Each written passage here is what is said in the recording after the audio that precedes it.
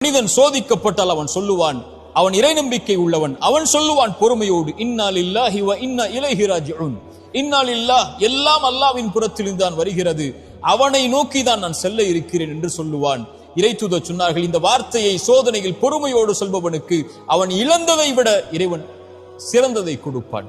அவன் நம்புகிறான், இறைவன் புறத்திலிருந்து தான் நடந்தது இந்த கடந்த காலத்தில், இறைவன் இதை மாற்றுவான், அவன் எதிர்காலத்தை எனக்கு கொடுத்திருக்கிறான், அதை நோக்கி நான் நகர வேண்டும் என்ற அடிப்படையை புரிந்தவனாக அவன் இந்த உலக வாழ்வில் வாழ்வான், எது இழந்தாலும் என்று இறைத்தூதர் சொன்னார்கள்.